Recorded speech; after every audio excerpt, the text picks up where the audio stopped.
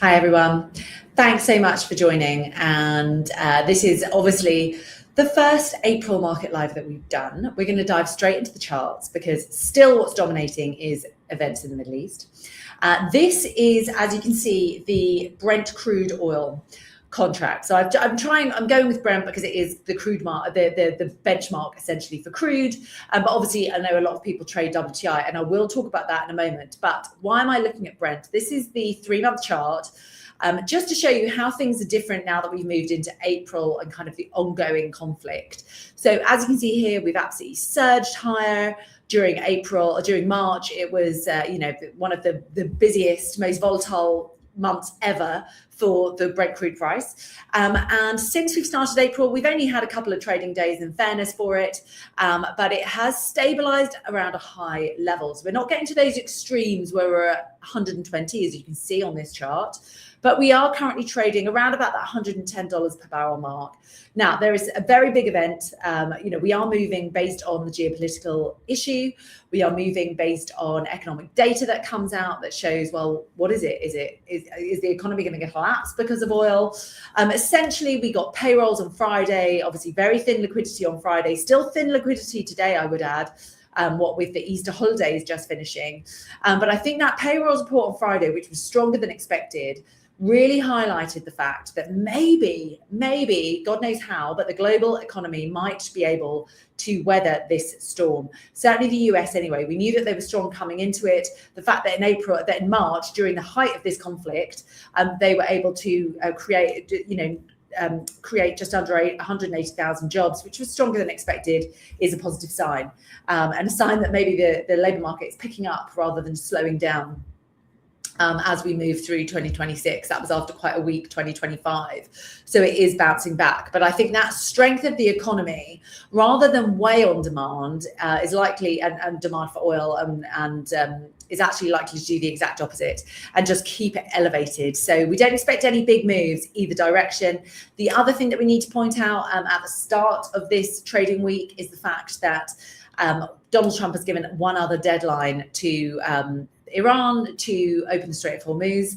They're unlikely to do that. They're unlikely to bend Donald Trump's wishes. But one thing to point out is that if the Strait of Hormuz does open, we could see the oil price fall back very, very quickly. As you can see here, a natural level will be about the 80 level. That's where the oil price was essentially trading for a little while at the beginning of this conflict. I don't know if you remember, if you cast your mind back a month ago, the oil price didn't explode. It didn't really explode until the first week of the conflict. So I think we'd naturally go back to that level if the Strait of Hormuz does open. So we're all waiting on that. That's really tenterhooks there.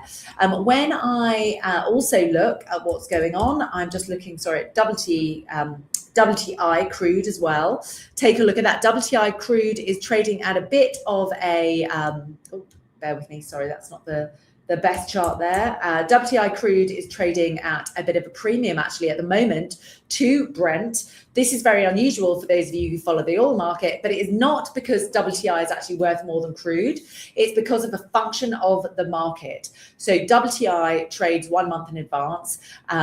Brent trades 2 months in advance. We're in a backwardation market for the oil market. What does that mean? It means that spot prices are higher than future prices because there's a physical supply constraint on oil right now, and there's hope in the future that the war will end, the Strait of Hormuz will open, and that supply constraint will end. So that is why WTI is trading at a premium to Brent. Very unusual. Normally it's the other way around, but this is a temporary fixture of the market. And we have actually seen, if we just look at these daily candles here, just right where my pointer is, and we have actually seen the oil price just back away just a little bit on Tuesday. And that just comes as the market is still hopeful that a deal will be reached.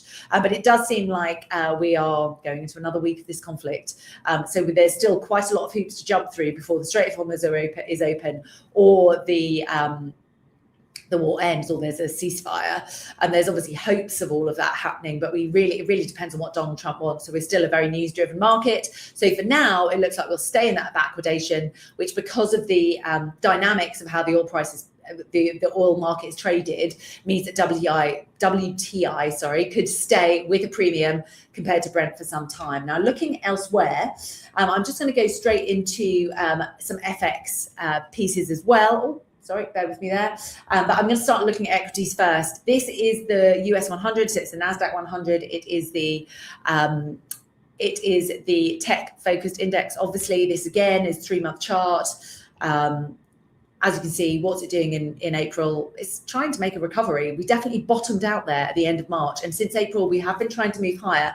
One thing I want to point out about this is that we are entering earnings season. It starts on Wednesday with US Delta Airlines. They're traditionally the first of the major US companies that report earnings. And over the next month or so, we've got a whole plethora of earnings, including towards the second half of this month, we start getting the tech earnings.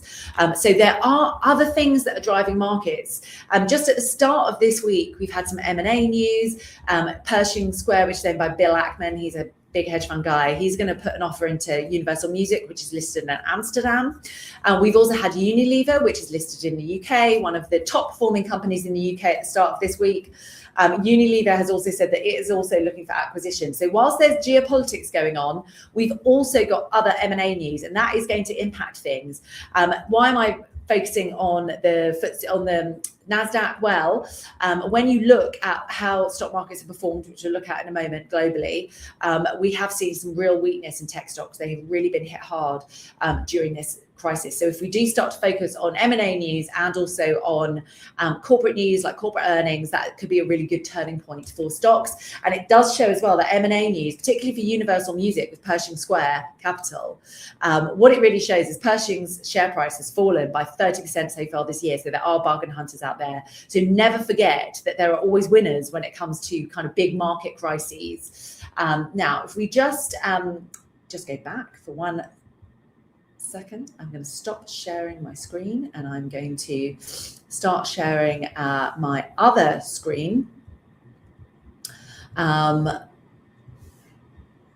Great. So as you can see here, we have got stocks. So this is global stock markets, and they're all higher today. We had a bit of a false start actually on Tuesday with stocks starting lower, but they've now really caught their stride. So they are up nicely. FTSE 100 is a laggard.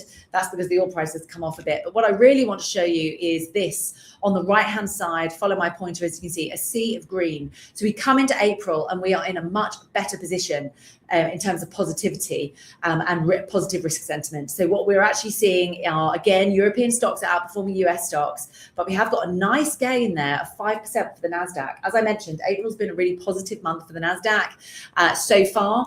It's trading at about the same rate as the FTSE 100, which is up also 5%. There's not too much in terms of currency changes either, because the currency market's been very, very stable.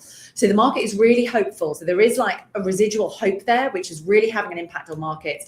But just to reiterate, guys, that we are very much in a different kind of month compared to what we were just a few weeks ago. I think there's a bit more positivity in the air, and there is also a sign that markets could just recover if they can. But I will leave it there. Thank you so much for joining, and we will speak next week.